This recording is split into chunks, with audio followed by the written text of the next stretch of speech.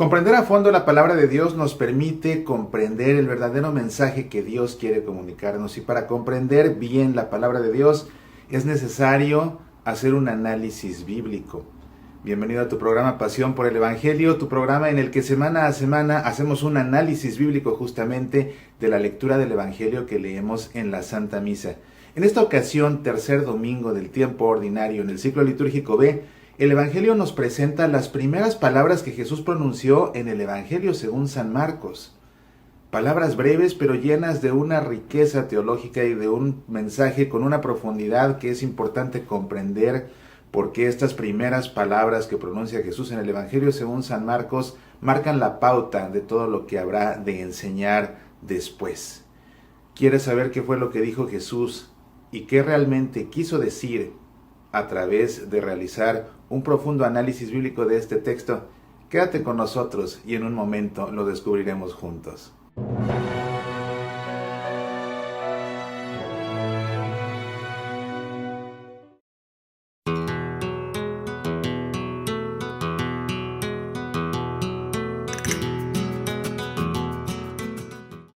Te saluda Mauricio Pérez. En la Arquidiócesis de Seattle estamos celebrando un año de la Eucaristía por disposición de nuestro arzobispo, Monseñor Polechin. Por esta razón, te invito a participar en mi conferencia La Eucaristía en la Escritura.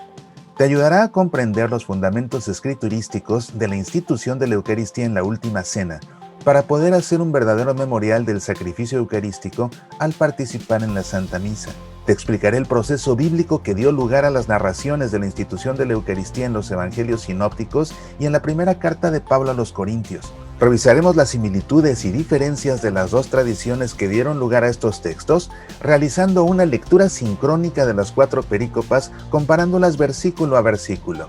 Esto nos permitirá comprender las ideas teológicas y mensajes catequéticos que cada evangelista pretende comunicar, al igual que San Pablo. La conferencia será precedida por la Santa Misa celebrada por Monseñor Eusebio Elizondo, misionero del Espíritu Santo y obispo auxiliar de Seattle. Todo esto a través de Zoom el sábado 13 de febrero a las 9 de la mañana, horario del Pacífico, 11 Centro. La inscripción es gratuita y puedes realizarla siguiendo el enlace que aparece en la descripción de este video. Un evento organizado por las oficinas del Ministerio Hispano y Formación en la Fe de la Arquidiócesis de Seattle. Una gran oportunidad de estudio profundo de la Sagrada Escritura y de la Eucaristía que no te debes perder. Medita, aprende, apasionate por nuestra fe. El Evangelio que leemos en la Santa Misa este tercer domingo del tiempo ordinario, en este ciclo litúrgico B, ciclo en el que nos enfocamos principalmente en el Evangelio según San Marcos, nos presenta 2 perícopas juntas a través de las cuales podemos conocer las primeras palabras que Jesús pronunció en su ministerio y también su primer acto.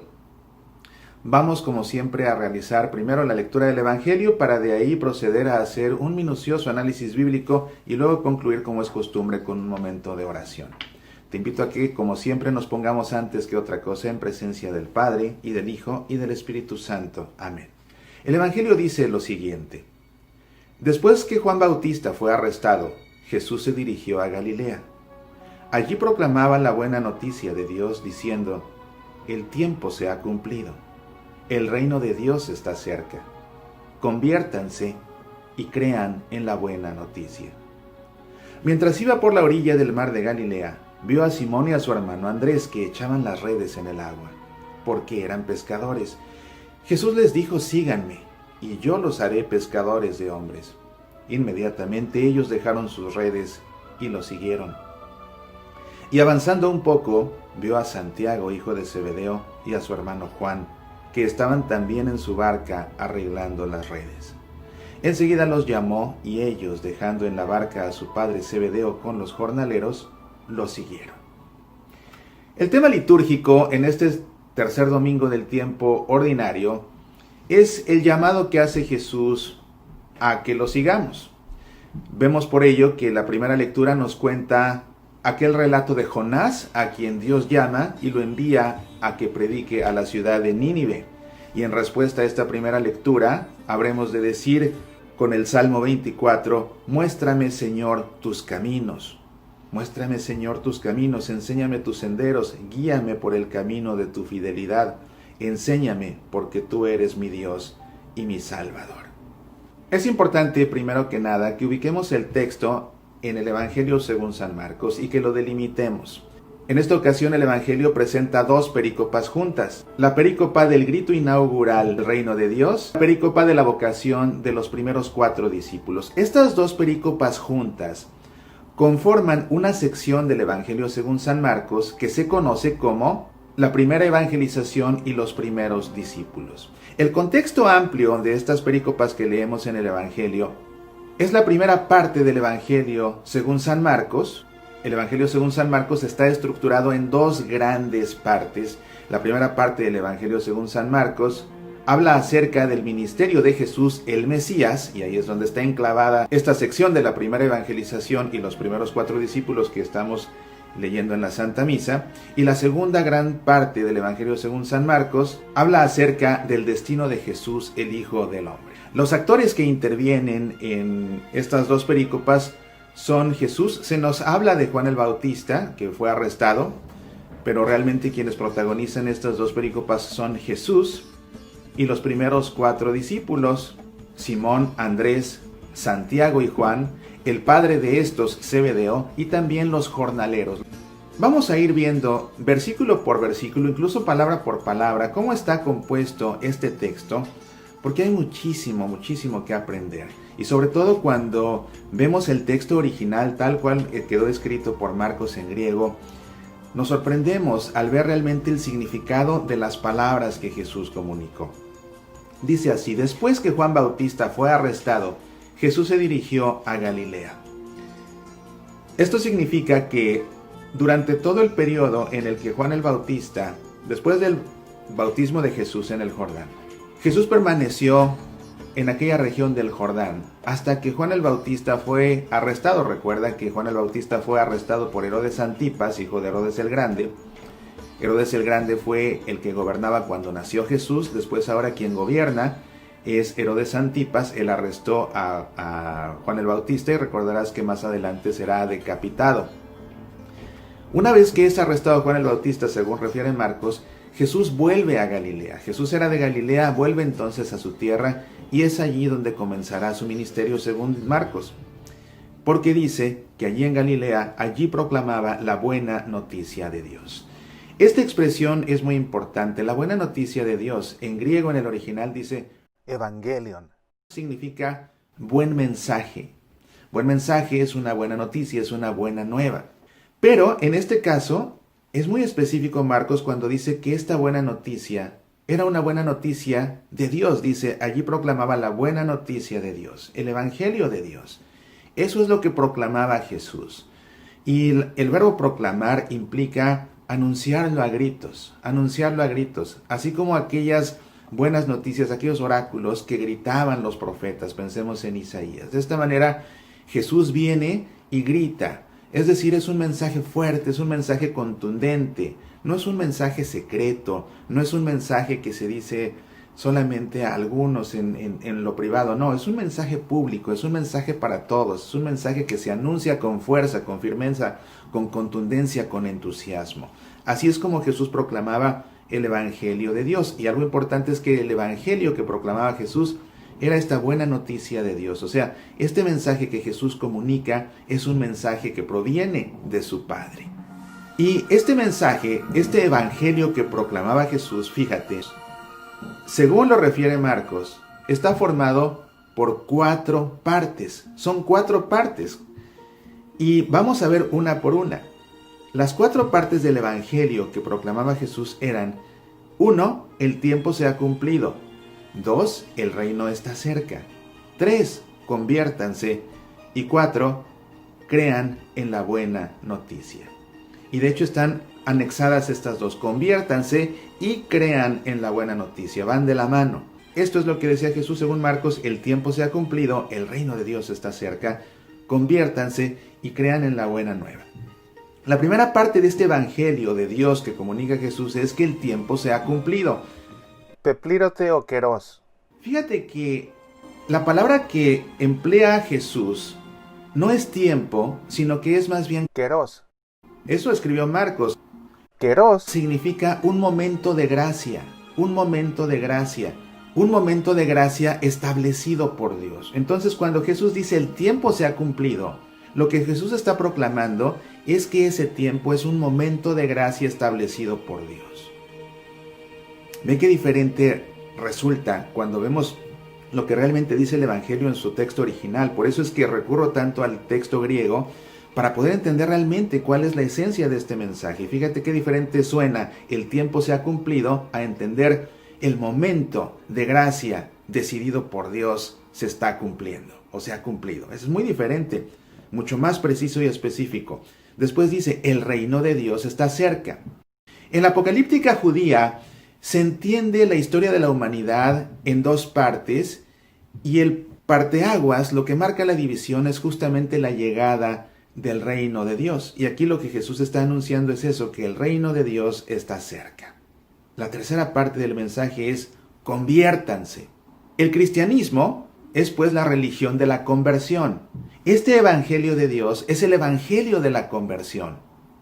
¿Y qué significa conversión? Bueno, vemos el verbo que emplea Jesús en griego en el evangelio según San Marcos y dice metanoite. Metanoite es el imperativo de metania. Significa cambiar de actitud. Entonces, metanoite significa cambien de actitud. Está traducido al español como conviértanse, pero lo que Jesús dijo fue cambien de actitud. Cambien de actitud. Y es que en esencia eso es la conversión, es cambiar nuestra actitud. ¿Quieres convertirte hacia Dios? Cambia tu actitud hacia Dios. Tómatelo en serio, respétalo, dale su lugar, ámalo sobre todas las cosas. Cambia tu actitud hacia Dios. Eso implica conviértete hacia Dios. Cambia tu actitud o conviértete del pecado, deja atrás el pecado. Piensa en el pecado que quieras, aquello que te seduce y que te hace pecar una y otra vez. Si cambias tu actitud hacia aquello que te seduce y te hace pecar, pues cambiando esa actitud te convertirás. Cambia tu actitud hacia todo aquello que te seduce y que tu actitud sea la actitud de Dios ante aquello que te seduce y de esa manera lo evitarás, de esa manera te repugnará, de esa manera te arrepentirás de haber cometido esos pecados. De ahí que sea tan importante cambiar de actitud. Entonces, si decimos que el cristianismo es la religión de la conversión, si decimos que este evangelio de Dios que proclama Jesús es el evangelio de la conversión, eso significa que el cristianismo y que el evangelio son el cristianismo y el evangelio del cambio de actitud. Estamos llamados a una conversión continua y constante en nuestra vida. Eso significa que estamos llamados a cambiar una y otra vez nuestra actitud ante Dios, ante los demás, incluso ante nosotros mismos. La verdadera conversión implica cambiar de actitud incluso ante nosotros mismos. Ubicarnos donde realmente estamos, con nuestra grandeza, pero también con nuestras limitaciones, con nuestras virtudes, pero también con nuestros vicios. Ubicarnos donde estamos y de ahí cambiar nuestra actitud para orientar nuestra vida exclusivamente a cumplir la voluntad de Dios. Y la última parte dice, y crean en la buena noticia, es decir, y crean en el evangelio, pero van de la mano porque están unidas por este nexo que, en griego que significa y, dice, conviértanse y crean en la buena nueva, metanoite que pistébete en to evangelio. Crean en el evangelio, pistébete. Ese crean en el evangelio viene de la palabra griega pistis. Esa palabra pistis en griego se tradujo al latín como fides y nosotros la traducimos al español como fe. Eso significa que tener fe significa tener esta pistis. La palabra pistis, que después se tradujo al latín como fides, significa confianza. Cuando Jesús les está diciendo que crean en el evangelio, les está diciendo tengan confianza en el evangelio. Creer no significa aceptar como cierto. Eso no es la fe. Aceptar como cierto no significa tener fe. Tener fe significa confiar. Y es lo que Jesús les está pidiendo. Tengan fe en esta buena noticia. ¿Y cuál es esta buena noticia? ¿Es una buena noticia de Dios? ¿Es la buena noticia de que el reino de Dios está cerca? ¿Es la buena noticia de que deben ustedes cambiar de actitud? Qué maravilla es poder recurrir al texto original en griego y así entender el verdadero mensaje de Jesús, porque ahora ensamblándolo todo junto, fíjate cómo lo habíamos leído originalmente aquí en la hojita de la misa. El tiempo se ha cumplido, el reino de Dios está cerca, conviértanse y crean en la buena noticia.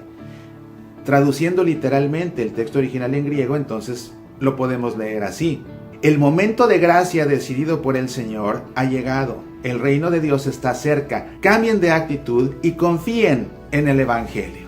¿Ves? ¡Qué maravilla es esto! Te lo repito. El momento de gracia decidido por Dios ha llegado. El reino de Dios está cerca. Cambien de actitud y confíen en el Evangelio. Ese es el mensaje que Jesús comunicaba. Ese era el Evangelio que Jesús proclamaba, que anunciaba con todo su entusiasmo.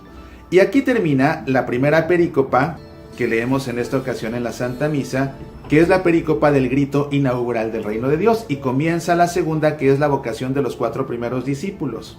Y pon atención, porque esta tradición de los sinópticos es muy diferente de la tradición que presentó Juan en el Evangelio el domingo pasado, en el segundo domingo del tiempo ordinario.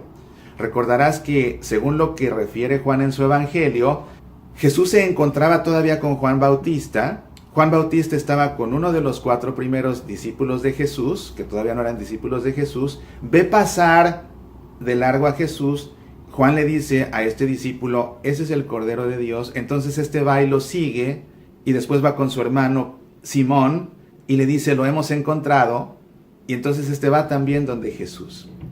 Y según el Evangelio de Juan, como que todo esto hubiera sucedido allí en el mismo lugar, en la región del Jordán, que era donde Juan el Bautista enseñaba. Pero lo que estamos viendo acá en la tradición de los sinópticos es que este llamado de los primeros discípulos tiene lugar realmente en Galilea.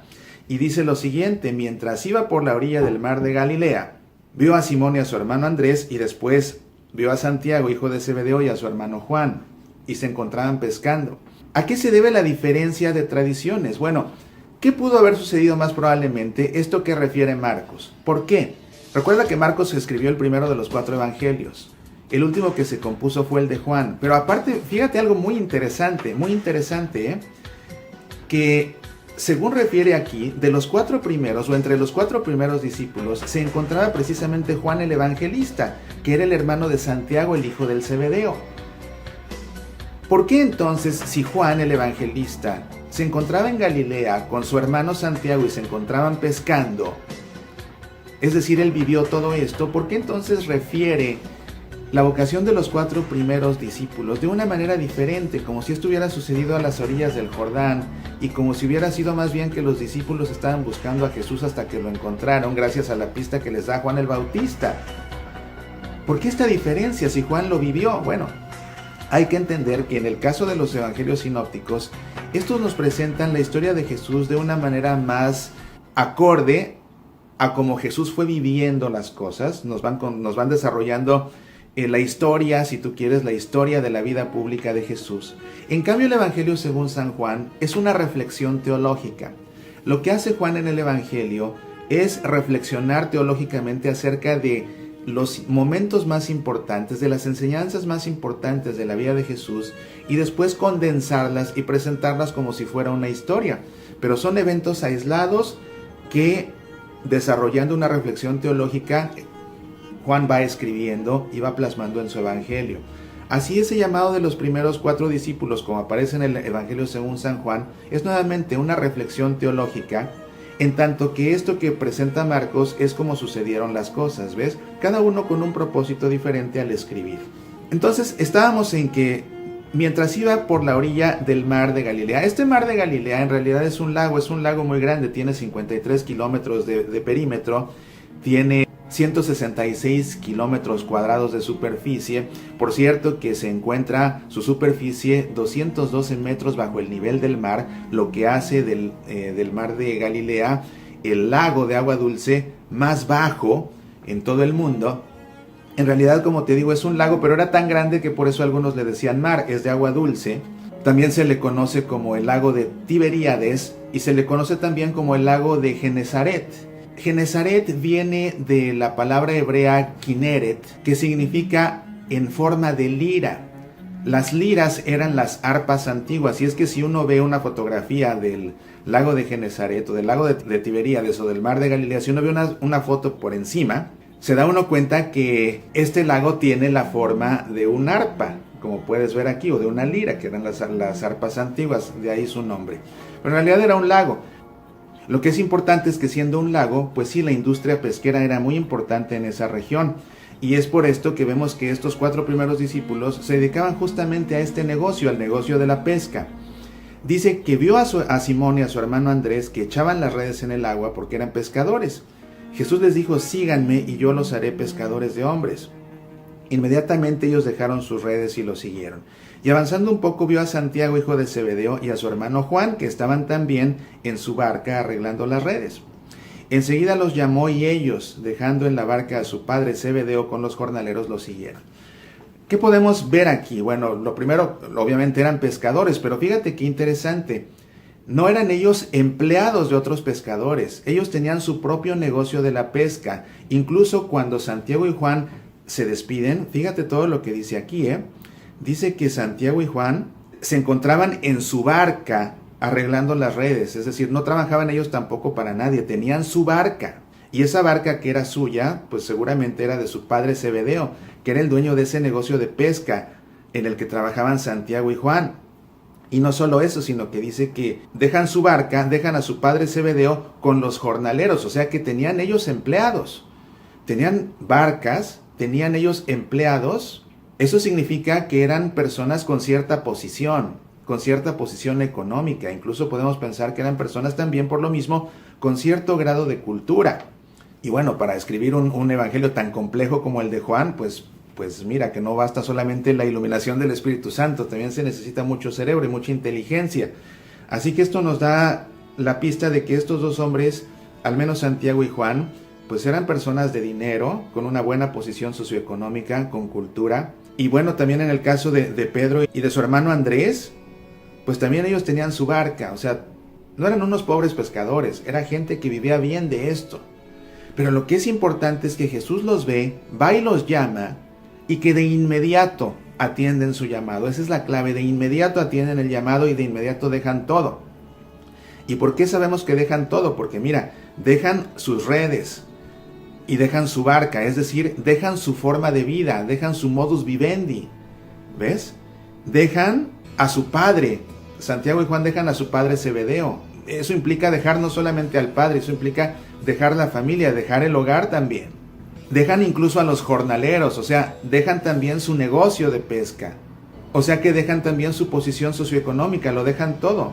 Ve cómo a través de dejar las redes, de dejar las barcas, de dejar al padre y de dejar a los jornaleros, aquí se está haciendo de una forma implícita que ellos dejaron todo, no solo las redes, dejaron todo, con lo que se ganaban la vida, su posición, su dinero, su padre, su familia, lo dejaron todo por seguir a Jesús. Y lo hicieron además de inmediato, no titubearon, no dudaron, no se pusieron a analizarlo, de inmediato lo siguieron. Y es ahí donde se queda para nosotros la enseñanza en esta lectura del Evangelio.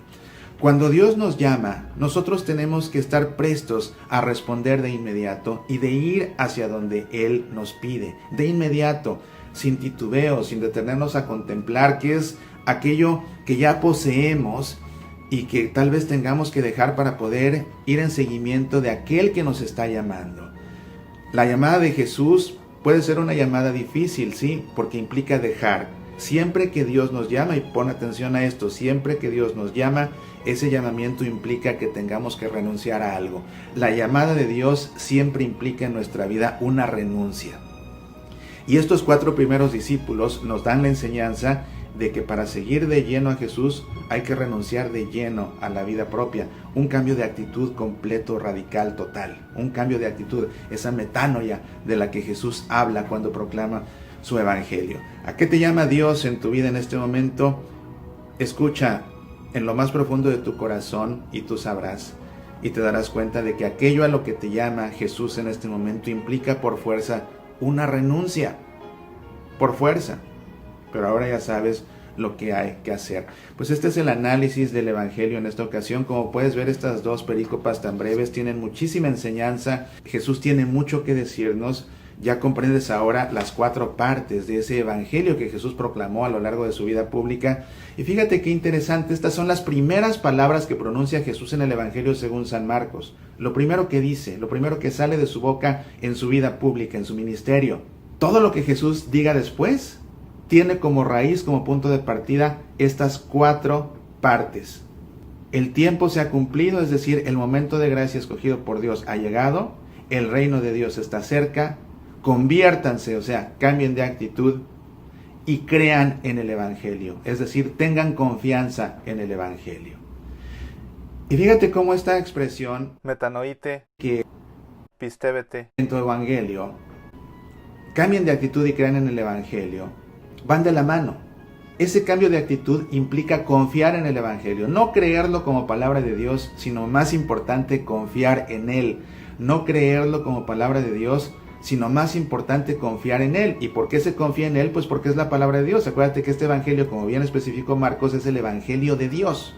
Cuando no escuchamos el evangelio es porque no confiamos realmente en él. Cuando queremos adulterarlo, cambiarlo, querer seguir viviendo como somos, porque a fin de cuentas Dios nos ama a todos, porque a fin de cuentas Jesús todo lo perdona, y queremos vivir como a nosotros nos venga en gana en vez de hacer la voluntad de Dios, es porque nos estamos rehusando a escuchar el evangelio, porque no confiamos en él. Si cambiamos nuestra actitud, lo entendemos realmente como palabra de Dios, como buena noticia de Dios, si entendemos que en ello se nos va la salvación, si entendemos que es el punto de entrada al reino de los cielos que ha llegado, si nos lo tomamos realmente en serio, entonces vamos a vivir según ese evangelio, vamos a vivir según la voluntad de Dios. Mientras no hagamos eso, es porque no confiamos en que el evangelio es realmente la palabra de Dios y que esa palabra de Dios expresa su voluntad. Y vamos a seguir adulterando el evangelio y vamos a seguir acomodándonoslo a nuestra conveniencia o a la conveniencia de lo que los medios de comunicación quieran comunicar. No, es el evangelio de Dios. Hay que confiar en él. Es lo que nos pide Jesús, que cambiemos nuestra actitud y confiemos, tengamos fe. Tener fe significa no creer, significa confiar. Confiemos en ese evangelio que viene de Dios. Pues todo esto que hemos aprendido, que hemos analizado, te invito a que ahora lo guardemos en el corazón para nosotros ahora dirigirnos a Dios en oración. Te invito para ello a que por un momento cierres tus ojos, pongas tu mano sobre tu corazón y en tu interior hagas eco a estas palabras.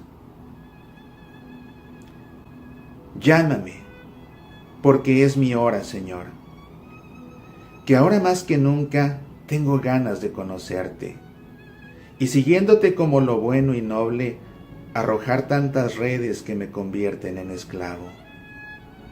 Deseo tanto encontrarte, Señor. No pases de largo de la orilla de mi vida. Y si por lo que sea no te respondo, no dejes de insistir, Señor. Tal vez el ruido de la comodidad me impide salir o saltar con rapidez a tu camino. Tal vez la seducción de lo fácil no me deja escuchar la dulzura de tu voz. Tal vez mi mundo y mis caprichos me confunden y me mantienen en un mar sin fondo, en una habitación sin más vida que lo efímero, en una realidad que mañana ya no existirá. Llámame, porque es mi hora, Señor, porque tengo miedo de que pases de largo, de que viéndome tan ocupado en lo mío, no quieras contar conmigo. Porque tengo miedo de que ilusionado por lo que veo, no distinga lo grande que es tu reino. Porque tengo miedo de que amarrado en mis redes, no pueda soltarme a tiempo de ellas y ser libre contigo para siempre.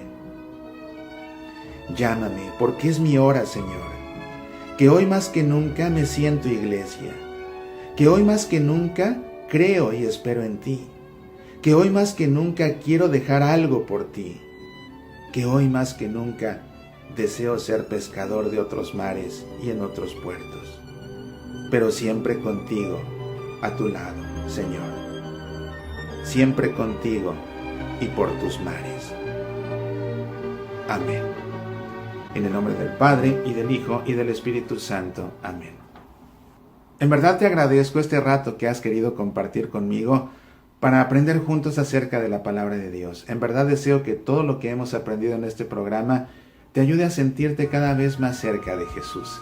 Recuerda que tenemos una cita todos los días a través de mi programa de radio Semillas para la Vida, y recuerda que nos vemos aquí el próximo fin de semana para seguir escuchando juntos la palabra de Dios y estudiando para comprenderla. Mientras tanto, te deseo que Dios derrame abundantes bendiciones en tu vida y que tú mismo seas una bendición de Dios para todos los demás.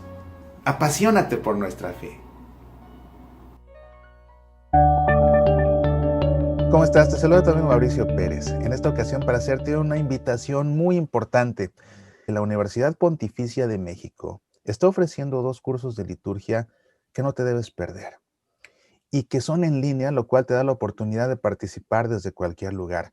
Yo creo que difícilmente, óyelo bien, difícilmente vas a encontrar profesores como los que imparten estos 2 cursos, que en un momento te comparto la información. El primero de ellos es el curso de música sagrada, el Ministerio de Música Litúrgica en la Iglesia Católica, un curso que tiene como propósito ofrecer formación litúrgica, musical y espiritual a los ministros de música y otros servidores litúrgicos para que realicen su apropiada participación en la liturgia católica. Son 2 módulos. El primero, la historia, géneros y actualidad del canto gregoriano, y el segundo, cantos litúrgicos actuales a la luz del canto gregoriano. El profesor de este curso es nada menos que el maestro Abel Ayala Berber, que por varios años fue el director de la Comisión de Música Sacra de la Arquidiócesis de México bajo el arzobispado del cardenal Norberto Rivera. Es perito en música litúrgica de la Comisión Episcopal de Liturgia en la Conferencia del Episcopado Mexicano. Es miembro de la Sociedad Mexicana de Liturgistas y entre muchas otras cosas, porque su currículum es bastante extenso. Déjame decirte que el maestro Abel Ayala Berber estuvo a cargo de la música de la misa de canonización de San Juan Diego, que celebró en la Basílica de Guadalupe nada menos que San Juan Pablo II. Entonces te imaginarás todas las historias que tiene que contar el maestro Abel Ayala para ir también dándole color y para ir ilustrando los temas que va desarrollando en su curso.